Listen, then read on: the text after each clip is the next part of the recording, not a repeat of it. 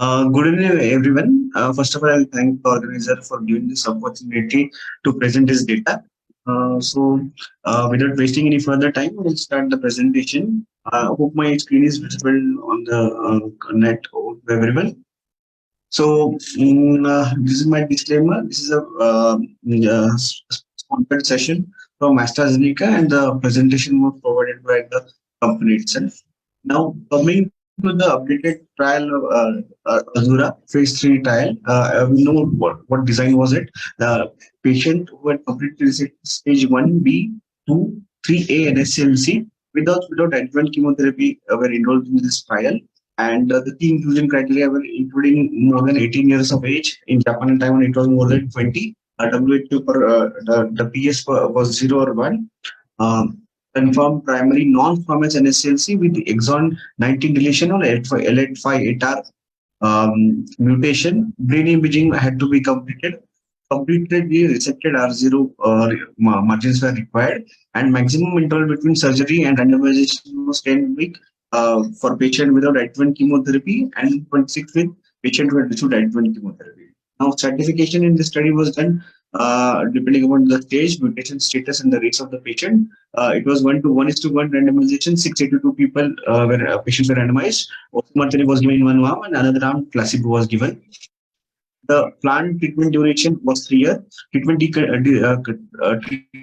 continues until disease recurrence.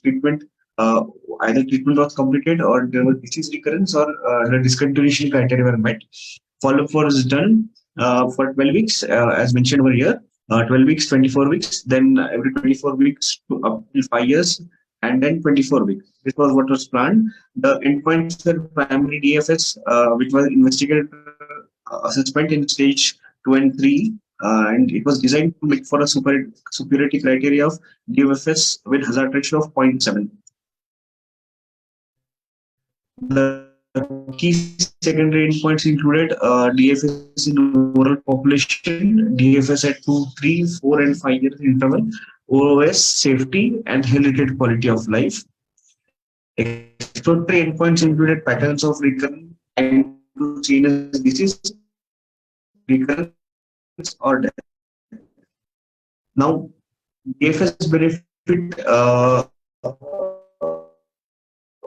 when patient had adjuvant osimertinib, graph shows the DFS 2 and 3 population and the population, and we can see there was a significant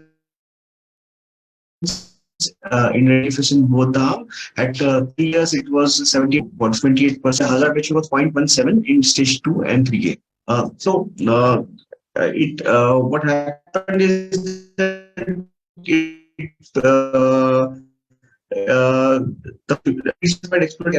recurrent, it was so significant that the data was unblinded after completion of 2 years of follow-up.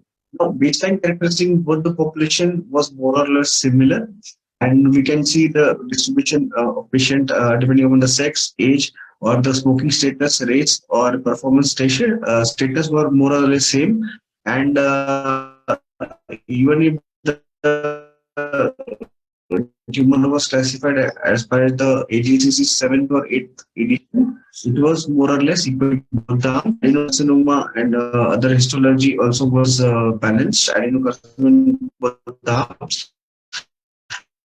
And the mutation of deletion or L858R was also balanced. Chemotherapy, this shows the median DFS in months. It was 65.8 months in osimertinib versus 22 months approximately, and the hazard ratio was 0.323.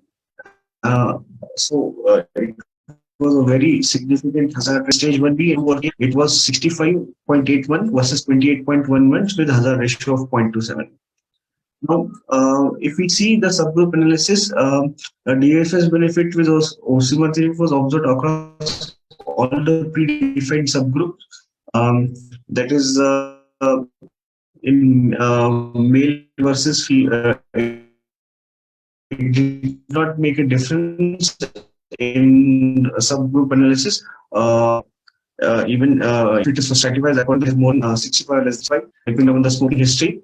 race, stage, or the type of EGFR mutation, adjuvant chemotherapy, whether given or not, did not make a very much difference. The benefit from osimertinib in the DFS was observed across both the subgroups. Now, I have also shown in this graph that stage was a DFS benefit.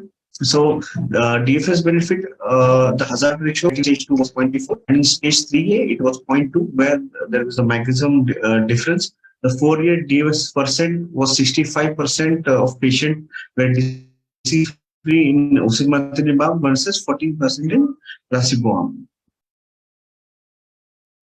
Now, that was as per the seventh edition, and even after the updation as per the eighth edition, the hazard ratio was still very significant. In stage 1B, it was 0.44, stage 2, it was 0.33, and stage 3, it was 0.2. Now, post progression, what was the pattern of disease recurrence? So, in overall population, fewer patients who treated with osimertinib had disease were treated in placebo, and the most common site of recurrence was lung, lymph node, CNS, and in the osimertinib group, white it was in lung 26%, lymph node 17%, and CNS in this graph shows the up to 3A at baseline. So 63 patients had CNS DFS events, and 14% of patients were on treatment with at the time of CNS recurrence with osimertinib versus 71% were on placebo. Hazard ratio for this was 0.24, and you can see only 3 patients had recurrence versus 29 patients in the placebo. And the conditional probability of CNS and non-sequence recurrence in patients who had stage 2 and 3A, they have shown here. And, the chances of the estimated probability of observing the CNS recurrence at 36 months was 2% in the osimertinib arm versus 30. The safety, the completed time duration of treatment of DS osimertinib, 66% could complete.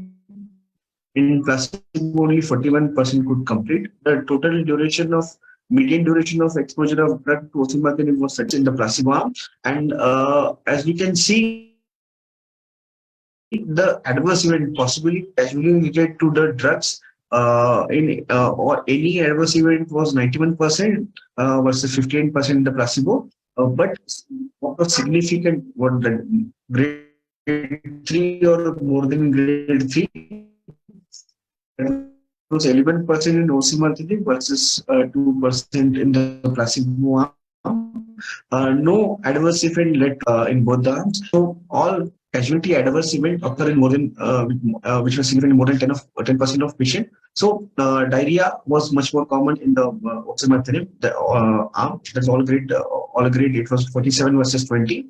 Paranoia, then dry skin, pruritus, cough, stomatitis, URTI, and nasopharyngitis, decreased appetite, acneiform rash, mouth ulceration, nausea, weight decrease, and arthritia.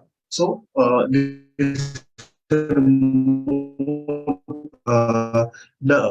upturned weight decrease, you can see it was more common in the osimertinib versus uh, placebo arm.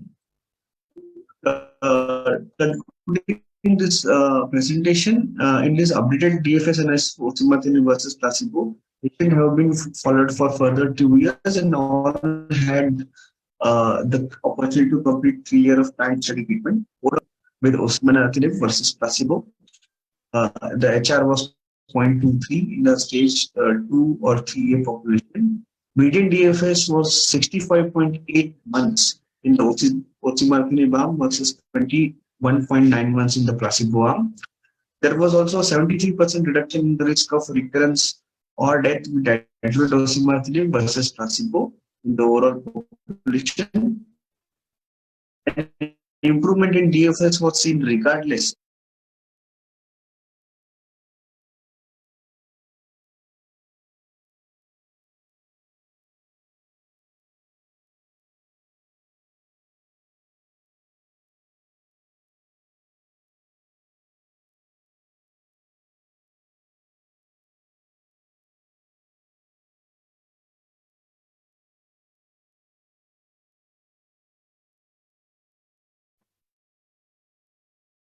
So an improvement on DFS was seen regardless of whether patient received prior adjuvant chemotherapy or not. DFS benefit was observed across disease stage with consistent whether it was restage depending upon AJCC 7th or 8th edition was followed. And osimertinib also demonstrated a clinically meaningful improvement in CNS GFS in stage 2 and 3A, and HR4 that was 0.24. And the safety profile, as we know, was consistent with the established acceptable profile, and no new safety concerns were reported in even in extended treatment duration. And the median total duration of exposure of osimertinib was approximately 35.8 months. So this updated data reinforces adjuvant osimertinib as standard of care for patients with EGFR mutant stage 1B to 3A NSCLC after complete tumor resection with or without adjuvant chemotherapy. Thank you. I conclude my presentation. If there are any questions, we'll discuss. And we'll just move to the next session.